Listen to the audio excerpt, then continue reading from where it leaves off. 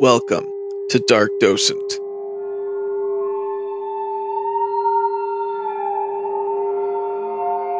My name is Jake. Join me as I guide my friend James down the paranormal rabbit hole, attempting to prove the authenticity of a new case each week. Today's case, Polybius.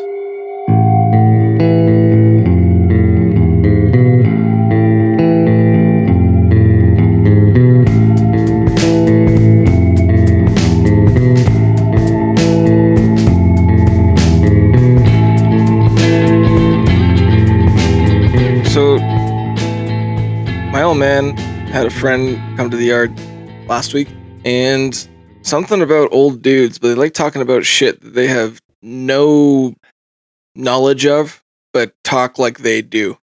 We found an old, arcade game, a Space Invaders, in the scrap. It was like a tiny little handheld one, and they were talking about how when we were kids, this thing cost $30, and the guy who owned the store wouldn't even let us touch it. That was a lot of money back then.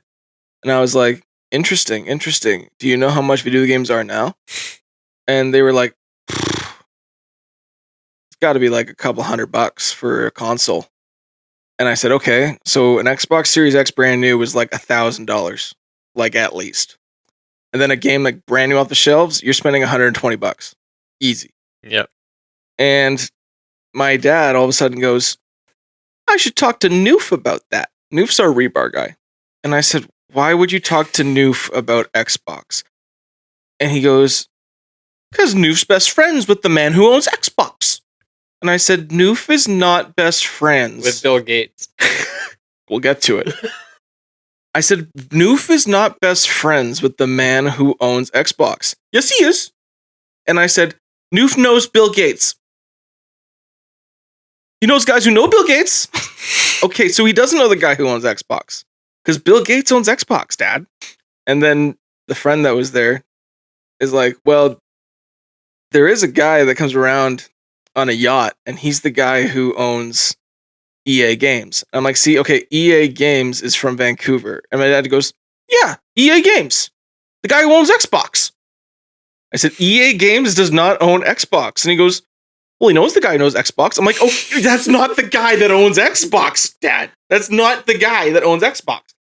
So I was sitting there trying to talk to him like, that's not the man who owns Xbox.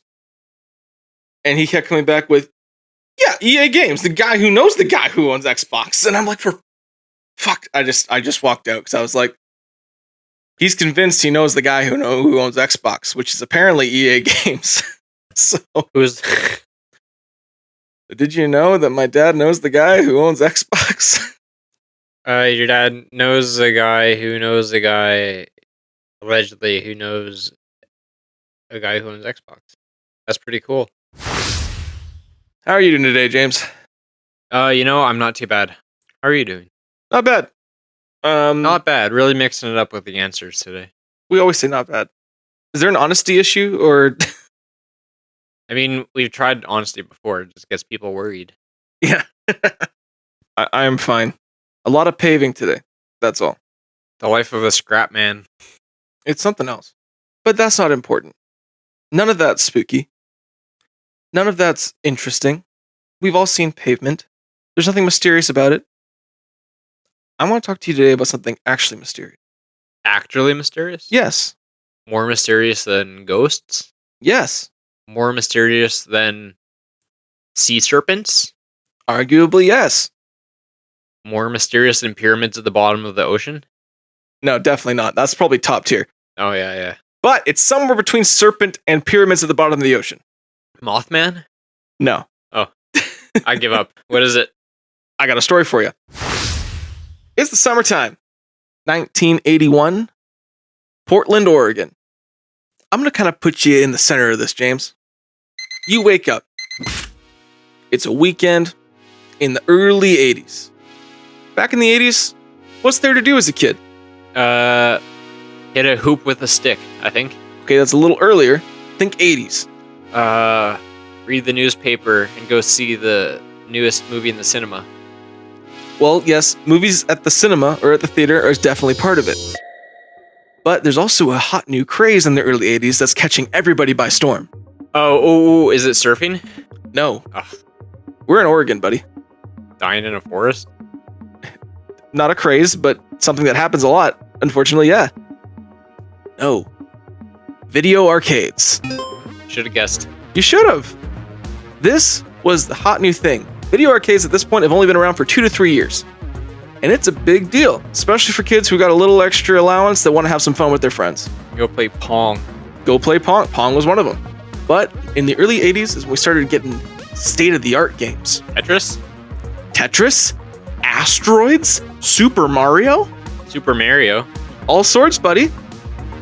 But when you wake up and go to the arcade this day, there's lines out the door, going all around the block. You know what that means? New game. If there's a new game, back in the 80s, it would literally be lined out the door at the game, and whoever ran out of tokens, the next person would go. So you get into line. You're waiting to play this amazing new game. No one's heard of it before, but it's already created a buzz. After hours of waiting, you finally get inside the arcade. And the game everyone's been waiting in front of doesn't have a name. It's just a black cabinet. No one's seen it before, but everyone's loving it. You turn this game on, it's finally your chance. And these graphics are like nothing you've ever seen. They are super sensitive, light flashing all over the place, strange shapes, and it's extremely addicting. The best part about it is your flow starts naturally. You get into this game and you've blocked out all reality. You're focusing on what's happening. Before you know it, it's closing time. You can't wait to play this game again. You're going to come back the next day. But as you're walking home, you start to feel sick. Migraines. Maybe a little forgetful. You go home to go to sleep. And you're waking up throughout the night with night terrors. And when you do wake up, you're seeing hallucinations of strange shapes and things in your room. You're having thoughts of self-harm. You don't know what's going on, but the only thing you can think of is that game. The next day you go back to the arcade, the lines are even longer. Kids are getting aggressive in the streets, fighting over who gets the next turn. Some kids are convulsing and falling down on the sidewalk. People still keep coming back to this game. It's become an obsession. But after a month, the game disappears. Never to be seen again. But there's more weirdness to the story outside what you've just experienced. Other kids experienced the same night terrors, hallucinations, migraines, amnesia, seizures, but some have experienced a lot worse. Some of your friends have thoughts of killing themselves. Some of them have. Some of your friends have murdered each other over this game. And a couple of your friends who played this game religiously, like the game, disappeared. When you start asking around about this game, you come to find that some kids claimed that the game was watching them, recording their data. And apparently, the maintenance workers that normally work on games were not the ones that worked on this game. The kids reported seeing men in black tearing the game apart and doing different sorts of maintenance on it and then leaving with different data. This wasn't just a regular game, James. This game was an experiment by the US government to brainwash children. James, have you ever heard of Polybius?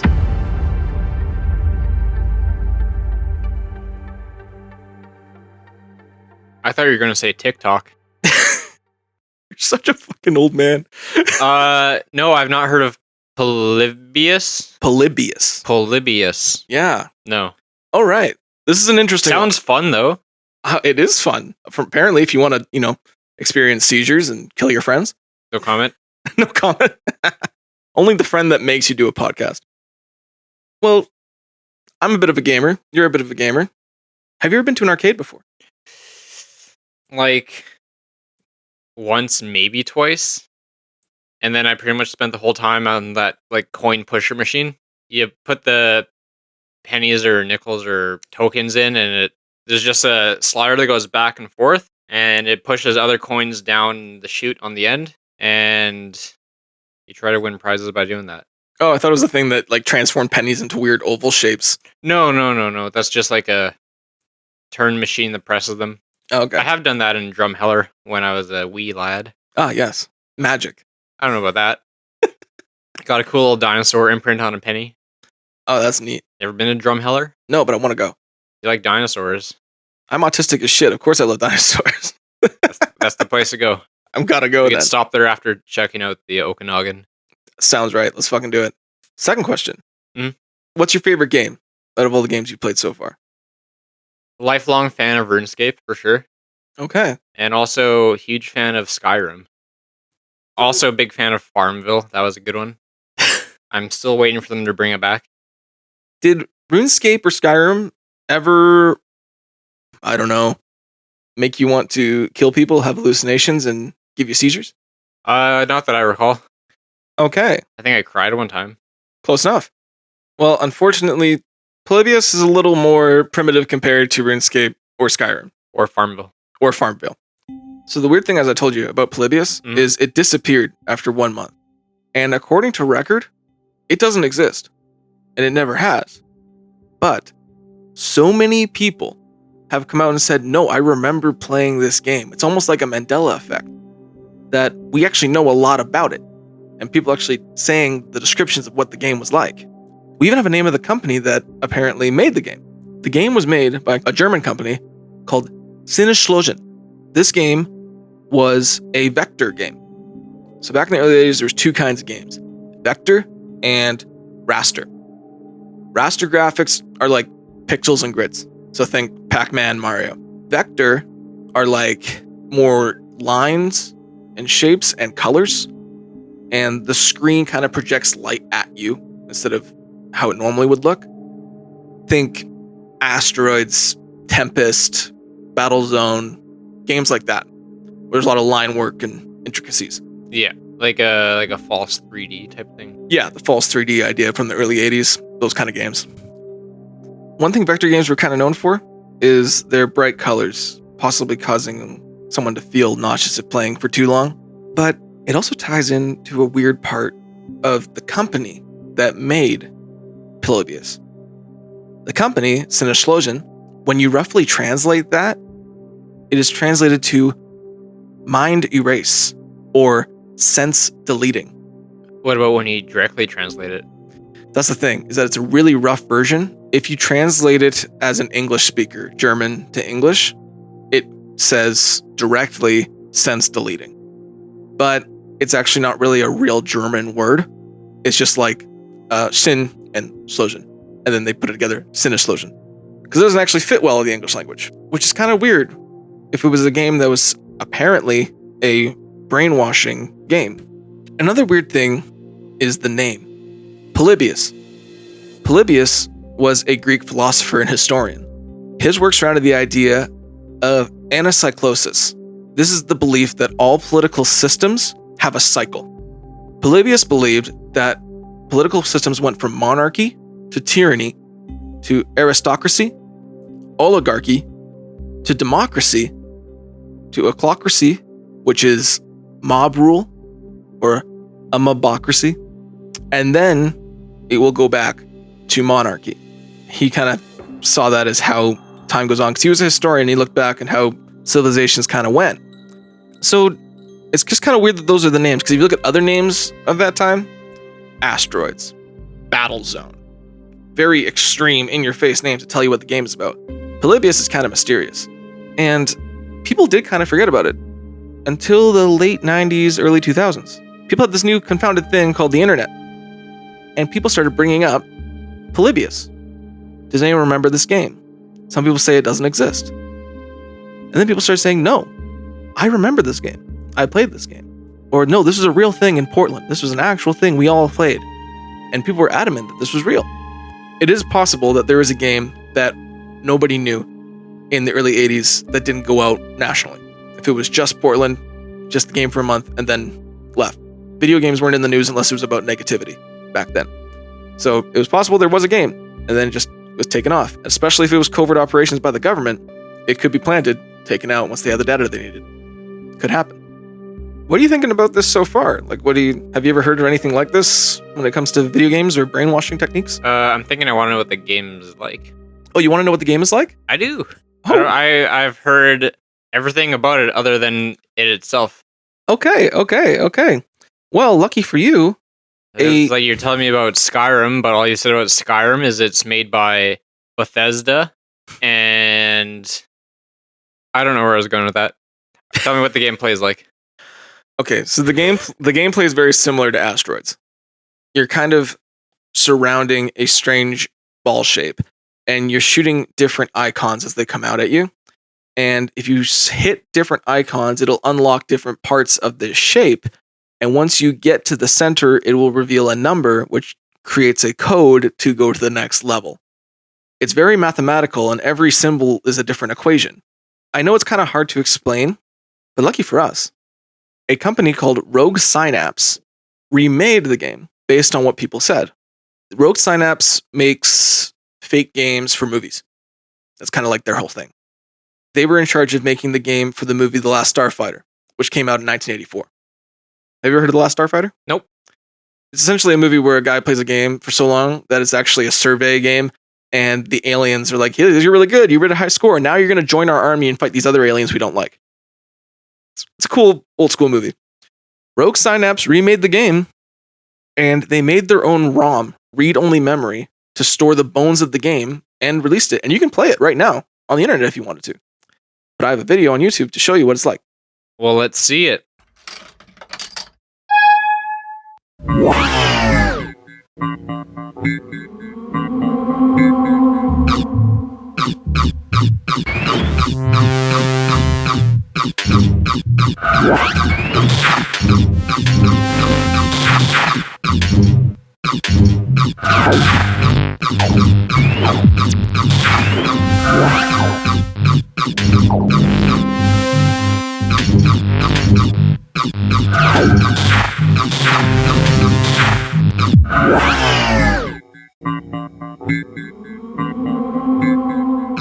I don't know about you, but that makes me want to kill my friends. And I think I'm already addicted. James, I've always hated you. Oh. So I'm sorry I had to find out like this. How would I describe this game? There's shapes in the middle, and you are a ship, and you circle around it. It's not side to side or up to down. You are circling around it. Yes. There are shapes coming out of the center thing, which you shoot, presumably because you don't want them to hit you. And then there are some other slightly bigger shapes that you shoot back. When you hit them, they launch back into the middle shape. And after a couple of those, you move on to the next level. It's very complicated. And it gets very hard to see very quickly, as it is a lot of bright, flashing lights in different colors and almost hypnotic patterns all over the entire screen. Yeah. I think that's how I would describe it. Now imagine you're playing that in a pitch black arcade. Oh, yeah. Like, I can definitely see where the claims of brainwashing or hypnosis or whatever come into play. Oh, yeah. 100%. Given that is just a recreation as well. But I assume that maybe someone has said, yeah, that's pretty accurate. Some people have come out and said it's accurate. Some people have come out and said it's horseshit. Oh, well. But we don't know. Eyewitness testimony is the worst kind of testimony. It is. No one actually remembers anything. It's strange, because some people do claim a lot of things that aren't true about this. It's very weird. Also, did you notice that as it was playing at the very beginning there, words were popping up just for a moment as you were watching? It might have been the brainwashing, but I think I forgot that. So as you were playing, the whole screen flashes a word just for like less than a millisecond. It's supposed to be like a subliminal thing, right? Mm-hmm. If you saw on the screen, messages were coming up like obey or different small words like that.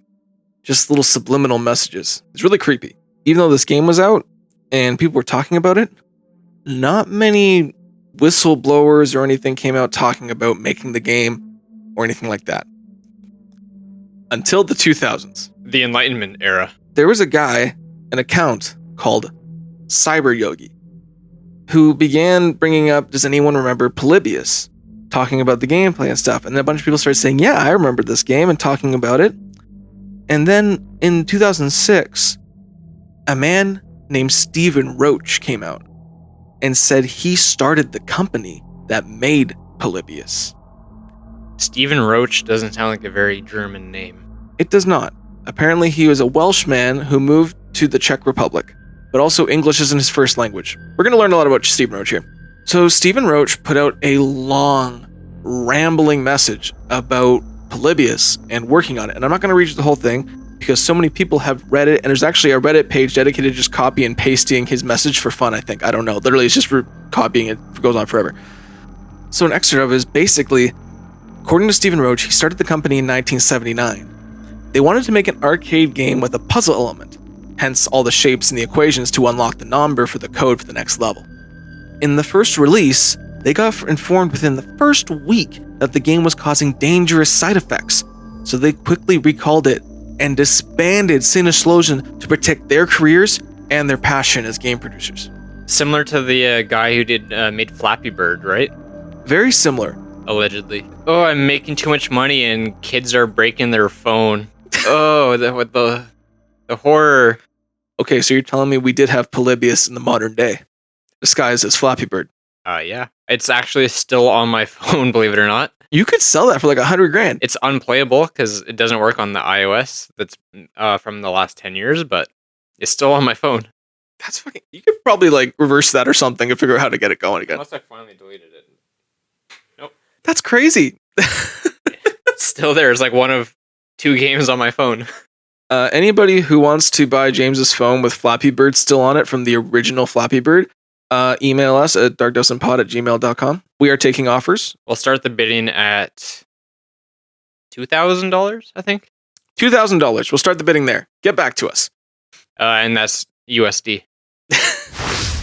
As we said, yes, similar to Flappy Bird. But here's the thing. It's complete horseshit. Oh. And we know this. And I'm going to tell you why. Please do. This story's spread around a lot, and this is kind of like the basis of Polybius, here's the actual creator, and a lot of people copy and paste it. Most people with half a brain realize that it's fake. And the reason that it's fake is if you read it, it's long, rambling sentences. The grammar is terrible. Misspelling all over.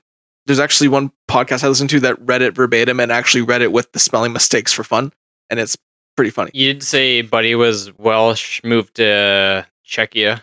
Yes, he was Welsh and he moved to the Czech Republic. I think it's Chechnya. Chechnya? I think it's Chechnya now. I typed in CZE.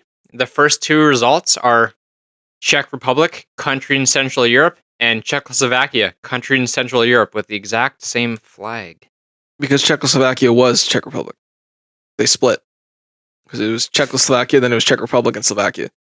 The Czech Republic, also known as Czechia, and historically known as Bohemia. I think it's just the Czech Republic right now. Some people say Chechnya. I know the hockey team is Chechnya. Okay, right here. Czechia redirects here, not to be confused with Chechnya. Chechnya is the Chechen Republic in Russia. Oh, for fuck's sake. So there's the Czech Republic and the Chechen Republic. That's not confusing. Pretty close to each other, I guess. They're all Slavic. What are we talking about? We're talking about Stephen Roach and his claims that he was one of the makers behind Polybius. Yeah, that's right. He's everything but English. So no wonder there's some grammar issues there. That could possibly be a thing, yes. But also, Sinuslosion? No such company has ever existed. Ever. There is no company in Germany. There is no company according to the South American supplier that supplied the game. Nothing there. And the copyright for 1981 Polybius doesn't even exist with Sinuslosion. Nothing's ever happened with that. Also, Stephen Roach was a bad guy. His character witness, everyone talks about, he's extremely full of himself, a known liar, a known prank and hoaxer, and also was charged with child abuse with him and his wife, Glenda, in 1998. Ironically, he was doing the same things to them that Polybius was apparently doing to children. It was like a psychological torture he was doing. So not a good guy. Doesn't sound like it. No. Anyone who looks into this case debunks Stephen Roach very quick. And also Cyber Yogi. Cyber Yogi is a name that we don't know anymore, but at the time was also a known internet prankster spreading fake stories for the fun of it. But though these guys were liars, people kept coming out and claiming that the game was real. Hence the arcade version that we just saw. That came out after Stephen Roach's whole thing. And if you go online, look up Polybius, you can even find homemade cabinets where people made arcade cabinets based on Polybius that they saw growing up. And I have pictures of those for you. I would like to see at least one, please. There's a few different styles. I think if you take a combination of these, you will figure out the real Polybius. For example, How cryptic. well, here's what I think. Here's the most famous one. This is the jet black cabinet. So just a jet black cabinet says Polybius. The jet black arcade cabinet says Polybius. It's got one lever and one button. Yes. To move and to shoot. Yes. Now, here's the thing: is Polybius apparently had a wheel. Like, remember those spinner wheels some arcade games had? Sure. Some arcade games. I spent a lot of time in an arcade when I was a kid. Some arcade games, instead of having a joystick, they had a ball that was really lubricated and in the center. Oh yeah, I know what you're talking about. Yeah, lots of army games had this, or turrets type games, so you could spin really fast. Nothing like lubricated balls. Here's a really popular version of the Polybius cabinet. It's a little more of an artsy one. It's got the cool little hints of blue and stuff. Got a lot of buttons on that one. A lot of buttons on that one. Now, this one's a popular one spread on the internet. I don't think it really matches the description of the Polybius cabinet. The Polybius cabinet was apparently jet black. This is the last one, and if you take the first kind of cabinet we saw and combine it with the controls of this cabinet, I think that's the most realistic thing that we can think of when we think of Polybius. A lot of buttons on that one. A lot of buttons, but it has the wheel in the center there that most of these guys talk about using. So people have cabinets that they've made, and some claim that they are real cabinets. Some people claim that they found cabinets in storage lockers in Portland. Those are unverified, but people do make them for fun and sell them. Another interesting thing about Polybius is the font of the game. So that font right there would be extremely hard to make back in the early 80s. Was that pretty consistent with the other ones? Yes, these are all the same. If you look at Polybius, this is the Polybius font. Yeah, and that looks like it matched that video he showed me too, which vaguely resembles SpongeBob font. Vaguely. Kind of looks like futuristic comic writing, or like the SpongeBob writing from the episode SB129. Yes, that's probably one of my favorite episodes. Yeah, that describes it perfectly, actually. Yeah, it looks like that. And it's like a kind of like sometimes it's like a cool blue color, sometimes it's kind of a yellowish. Mm-hmm. These kind of fonts are really hard to make. And the only companies that would make fonts like this would be like Atari, Nintendo, Williams, which was a big company at the time. Those companies would make cool fonts like that. Otherwise, gaming companies were just digital pixel art, and they wouldn't put much work into it. That tells us that someone with some money behind them made that kind of art. And it actually is similar to some of the fonts that Williams used in some of their games. I think Defender was one of the games that actually used a similar font in-game.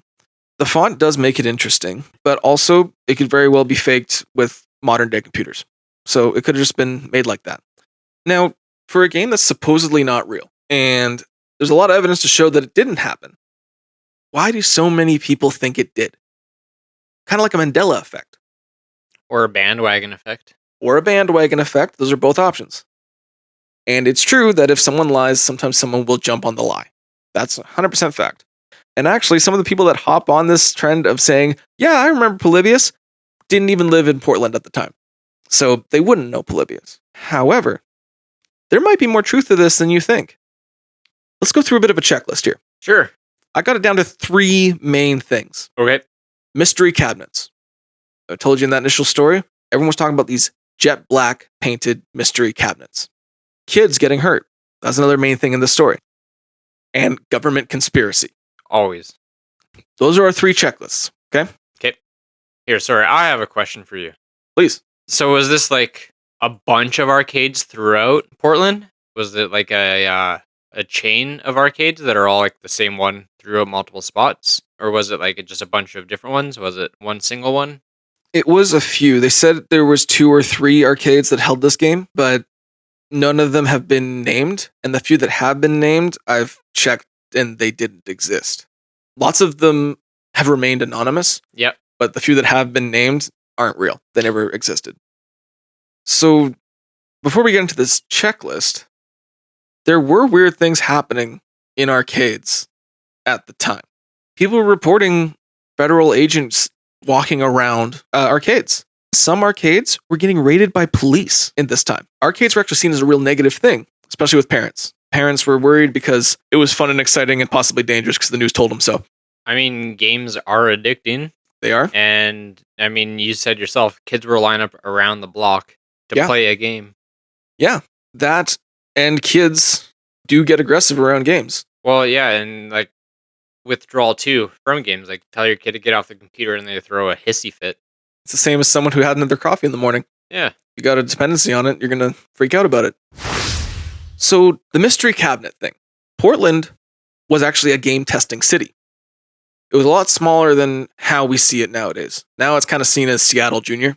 But back then it was a lot sleepier. And a lot of times when people were testing games back then, they would put a few, kind of like when they're testing movies out, they put them in a few small theaters around a certain area.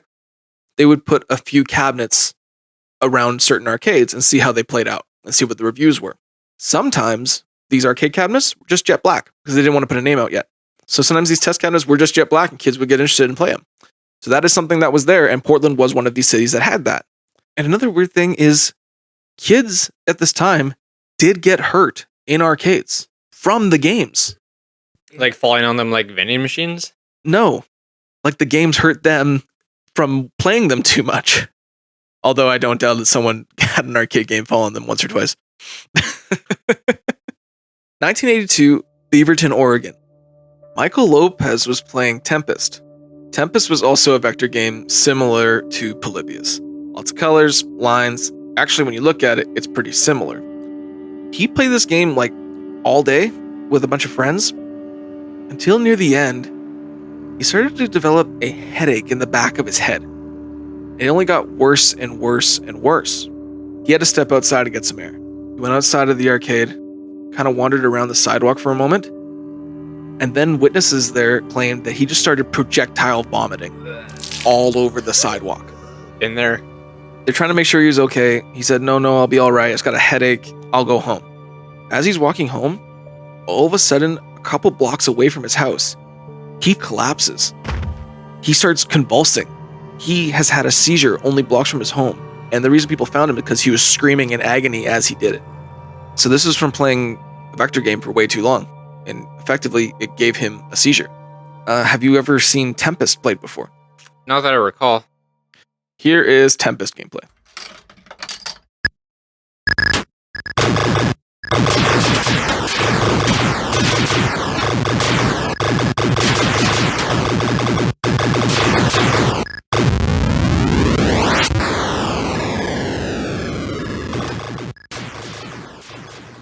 That is the first time I have seen Tempest gameplay. Okay, Tempest was really popular for its time. If you think back then, it was like, asteroids and stuff like that, and lots of the games didn't have color. Tempest was one of the first to have actual color with the lines. Red and blue. That was a big deal. But as you can see, lots of loud noises, very fast, lots of colors. You could see why someone would get sick playing that for too long. It also looks like really, really similar to the Polybius gameplay we saw. It does. You're not necessarily moving around in a circle because each level is a different shape, but you're just going around essentially still in circles and shooting the stuff that comes out at you. And Tempest also had the wheel, so you could spin around like that. So the same thing as Polybius. It did look hard to control, given how fast it was moving. There is a version on the computer that you can download for free. Same with Polybius, and you can play.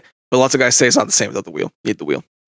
But Michael Lopez was not the only person to get hurt playing a game. Jeff Daly, also in Beaverton, Oregon, died of a heart attack playing Berserk. He died at the arcade, and he was in his teens as well. Head stuff I can see happening from games. I don't know about a heart attack. This is true. I believe that it happened while he was playing a game, but I don't know if I would chalk it up to the game. So a little story about Jeff Daly is he was actually working towards the high score on Berserk, and he's played for several hours. He was standing there really exerting himself trying to get the high score, and he collapsed and died from a heart attack because it actually turned out, they found out after, he had an existing heart condition that they hadn't diagnosed yet. So that's another guy who actually got hurt playing a game. Rip. Berserk, though, is not a vector game. Berserk was a raster game. Would you like to see the game that this man died playing? Sure. The intensity of Berserk? If it kills me, it was a good run. This is Berserk gameplay. Attack the humanoid.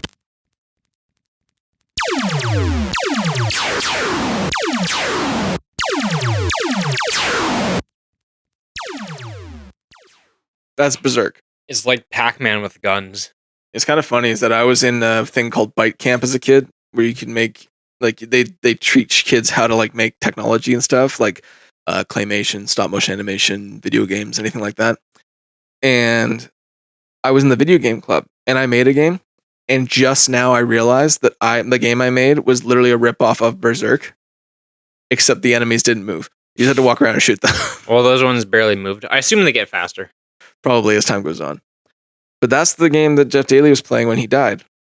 But he's not the only person to die playing Berserk. Another man, same area, Peter Bertkowski, also died playing Berserk. I believe it was also a heart attack.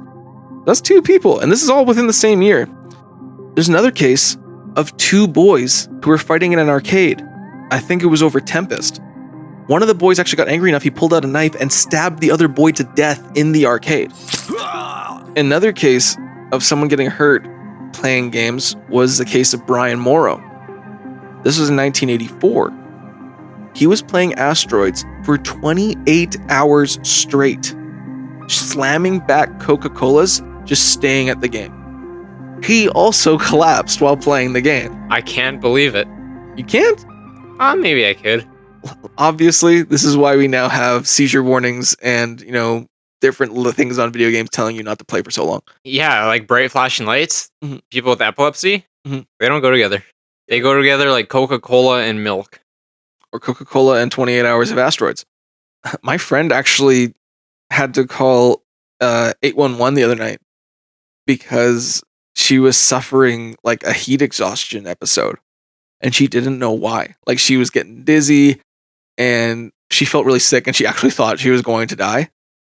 And she figured out the reason that she felt this way is because she was running Sims with a stupid amount of mods and had her feet up on the computer the whole time. And it was so hot she didn't even realize because she didn't drink water or anything all day. And it was like 32 degrees. And she was playing on the computer the whole time. And then when she got off, she started feeling woozy and sick. And she had heat exhaustion. So even the Sims can get you. Maybe our parents were right. Video games are bad. When she told me that I almost died playing Sims, I said, "Oh no, did you jump in the pool and then take the ladder out?" Women really do love Sims. They do. Girls love Sims. Too bad we can't be what the Sims are. So that's 2 things on our checklist. We do have a reason for the mystery cabinets, and we do have several kids who were hurt by games in the early 80s. Also, kids who murdered over games. This is all things that happened. But now we're on to the last part. Government conspiracy. About time. And we're getting to the real shit, buddy. As I told you earlier, back in the early 80s, arcades were being watched by federal agents. This is true. Not only did people talk about seeing them, but several arcades were raided. A reason for this is arcades were actually seedy places back then. A lot of things that happened at arcades were like gambling, selling drugs. They were good fronts for a lot of illegal activity. And in the early 80s, it was confirmed through federal documents that there was a sting operation on several arcades in the Portland, Oregon area. One of the ways they did this is they would put cameras and microphones in certain cabinets. The cabinet of choice, Tempest. The reason for this is not because it was a vector game, but because it had several different shapes and indentations that they could easily fit microphones and cameras in. This was all to spy on criminal behavior. This actually was so prevalent, there was a shortage of Tempest cabinets in the Northwest throughout the early 1980s. Another game that we mentioned, Battlezone, was a really popular game where it was like a tank simulator. So think Asteroids, except you're inside a tank. Yep. The military actually went to Atari asking them to make a tank simulator based on Battlezone. And they did. It was converted to a game called the Bradley Trainer to train military tank crews. So the government actually did make video games to help train people, and they used the games to spy on people. Two things that are within the realm of the Polybius legend. And the last weird thing about this was in the early 1980s. And there was a little brainwashing thing that happened throughout the last 20 years or so that just stopped years before. MK Ultra. Don't know if I've heard about that. No? Actually, that's not true. I mentioned it on one of our first episodes. Go check it out. MK Ultra was, well, James, do you want to explain to me what MK Ultra is? Nope. Okay, I will then, happily. MK Ultra was something that was started in the 50s by the CIA to test different brainwashing techniques on the public. The most famous of these experiments was the John experiments, where they would have like a makeshift brothel, and all the Johns that would go in to hire the prostitutes, they would dose them up with LSD to see how it would react and just watch them through a one-way window. But that's one of the many, many, many things that happened in MK Ultra, and we actually don't know how many casualties are caused by MK Ultra because all the files were burned in the mid-1970s when it was stopped. That's probably what I would do. But we will get into that on another episode. This sort of thing, though, about brainwashing the public that, of course, stopped in the 70s, why would you do it any further? That's inhumane. They've clearly learned everything they were going to. And they definitely changed their ways. Yes. Trust your government. Yes. They definitely weren't growing heroin in Afghanistan. But just for fun, for entertainment purposes, let's not. So this is strangely close to the MK Ultra period, and shifting it to a more popular version that is arcade games. And also, it's not the only time different experiments on the public happened in the Oregon area. There are several other cases of strange mind-washing techniques and chemical weapon testing that happened in different small towns throughout Oregon and Washington, all from like the 80s to the 90s. So that's not out of the question. And also, there were agents coming in to fuck around with the Tempest machines because they were putting cameras and microphones in them. But apparently they weren't discreet. They would just walk in their suits and take the game apart in front of everybody and then walk out. That's the thing that happened. Huh. So there is a lot of bits of truth that add to this legend. And lots of this stuff was reported actually after 1981. So I could see how their prototype of a different game led to too much focus on it, and then they switched directions and went with existing games. I've given you a lot. What are you thinking about Polybius right now? Well, I'm definitely interested in... Do you have anything more on the side effects that people had after playing it? Yeah. The big ones are migraines, Yeah. amnesia, seizures, night terrors, hallucinations, suicide, murder, heart attack, stroke. That's basically all of it. But then also the reports of kids fighting in lineups and the ones that religiously played disappearing all played into this. And some say they didn't disappear out of nefarious reasons because maybe they were so good they were recruited for something. Yeah, I guess that could be a possibility. I mean, some of the side effects could be explained, obviously. Like, any game with flashing lights can cause seizures or headaches or anything probably in that same category of stuff. Yep. But then on the other side of it, too, it's still up for debate whether it ever even existed. Yeah. So when you put the was this even real with the murders and disappearances, it's kind of like, I don't know what to think of that, really. It's a weird one. It could very well have It's happened. like, those are some pretty big claims of stuff happening for something that might not have existed. Yeah. But then also, like, how do you chalk up a disappearance to someone playing a game in the arcade? Maybe someone played a game in the arcade and then just disappeared for another reason.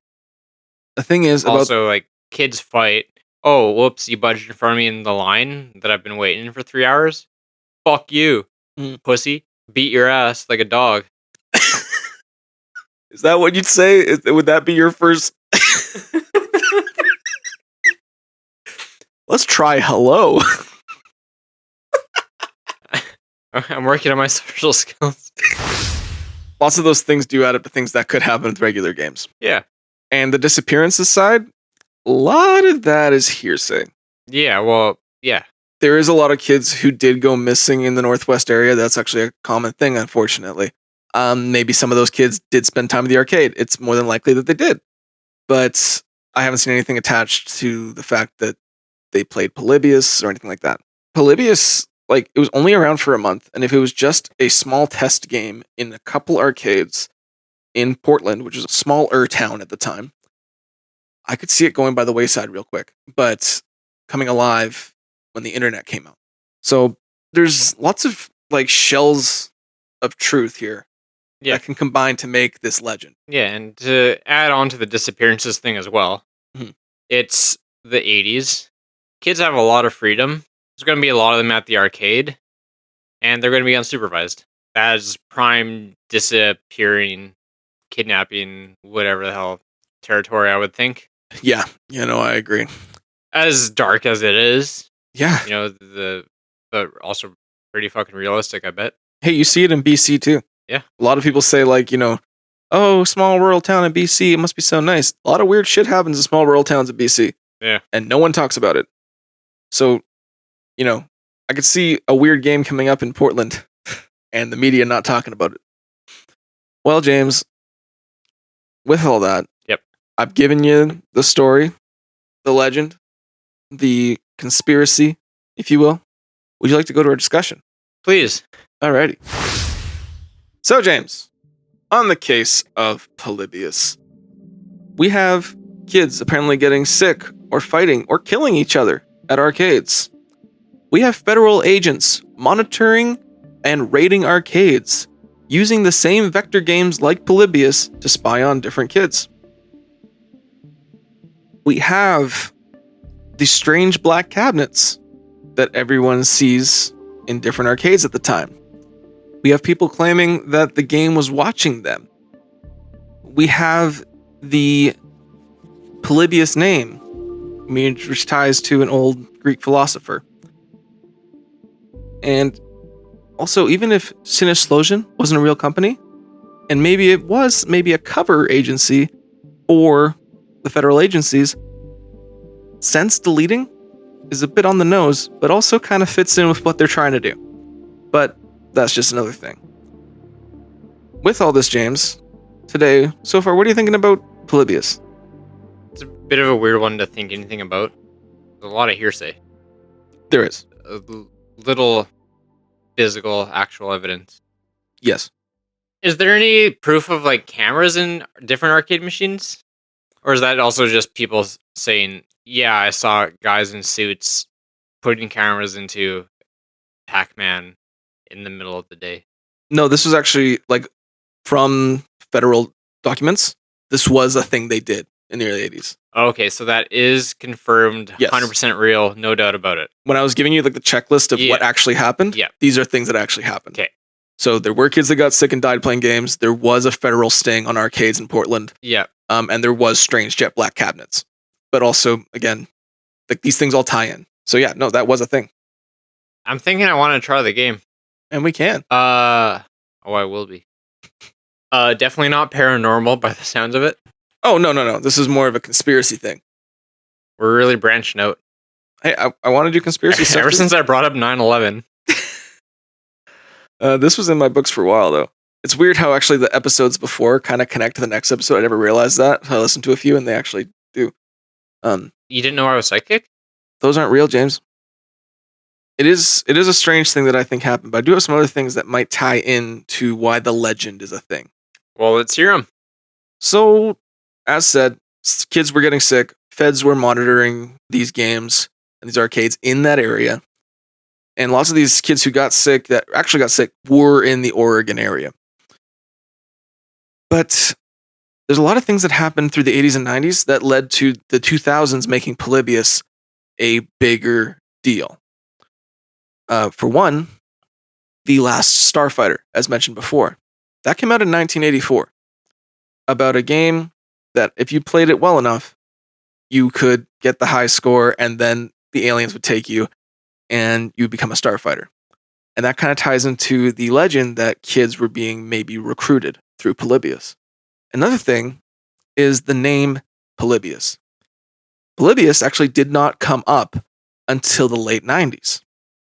That's the first time we heard the name. And Polybius, the Greek philosopher, was very interested in puzzles and cryptography. He even has a cipher named after him called the Polybius Square. Also, Polybius had a saying, not verbatim, but that practical wisdom was a big thing to him. He believed that nothing should be believed without hard evidence or verified witnesses, almost as if naming it Polybius was a play on conspiracy theorists. But just because the name didn't come up to the late 90s doesn't mean this game didn't exist, because the reports of these black cabinets were a thing.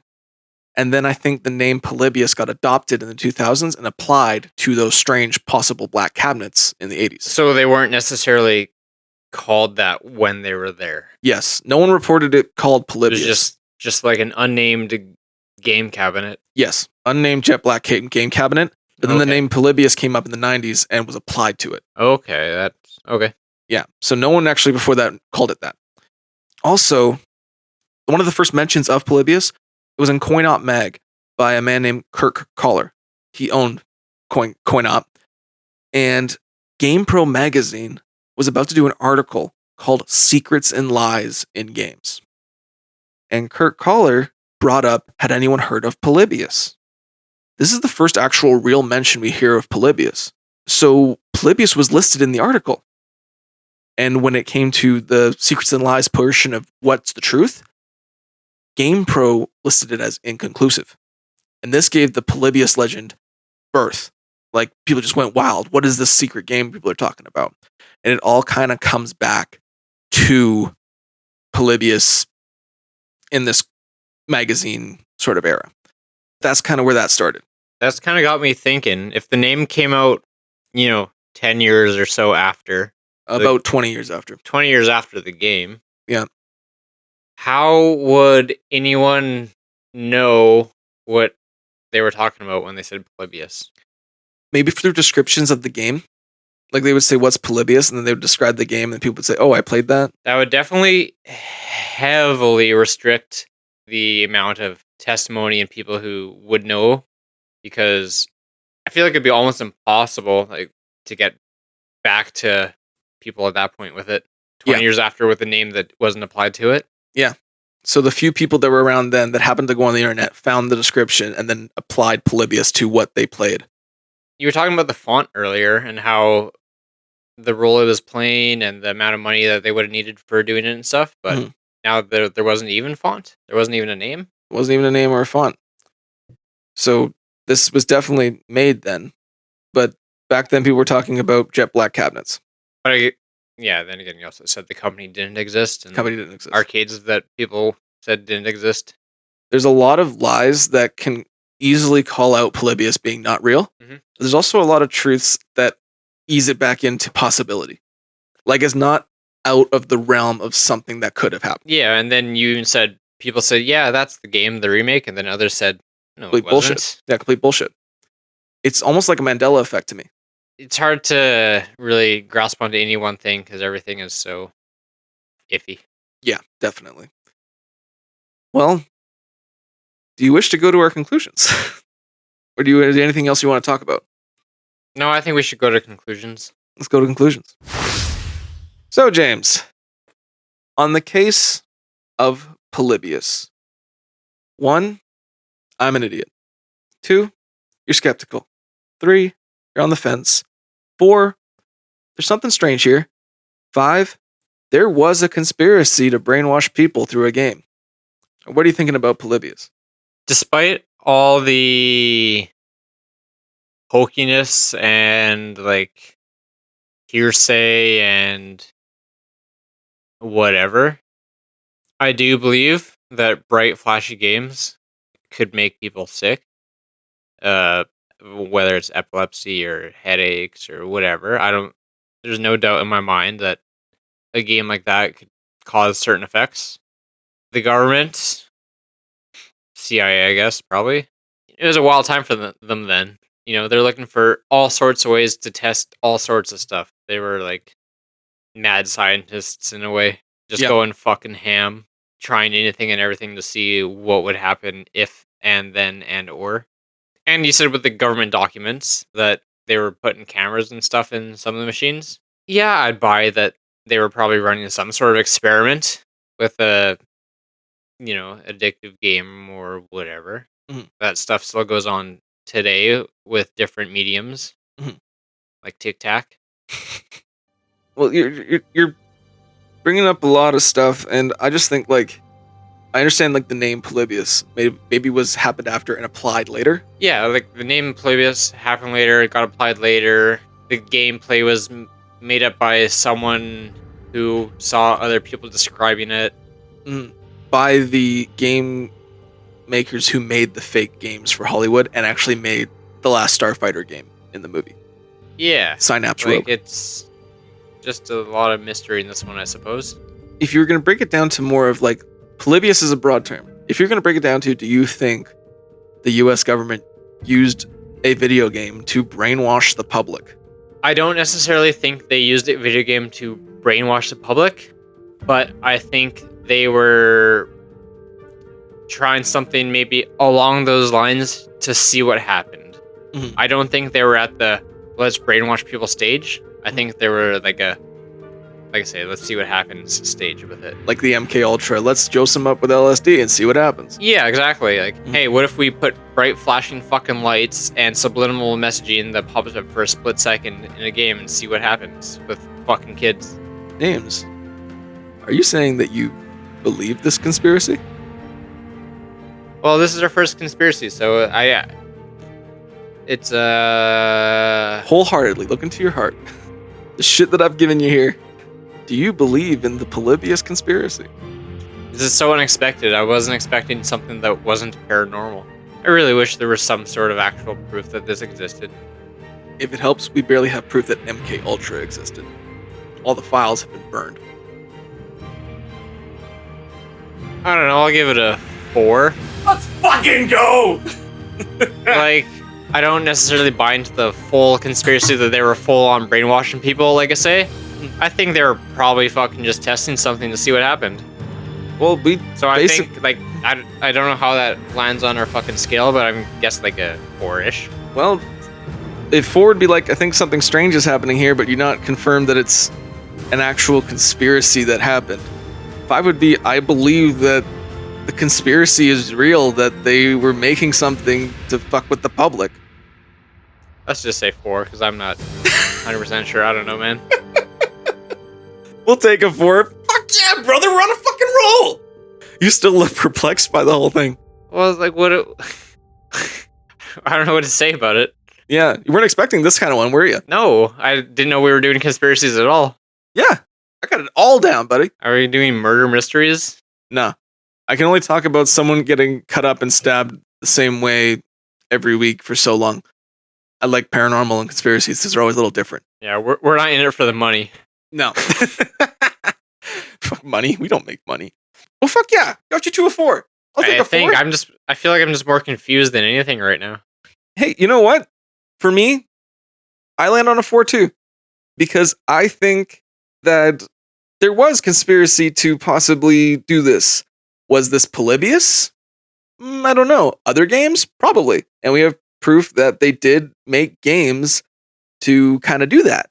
Like with the Bradley Trainer, which was Battlezone. Yeah. We do have evidence that the government did make games for that.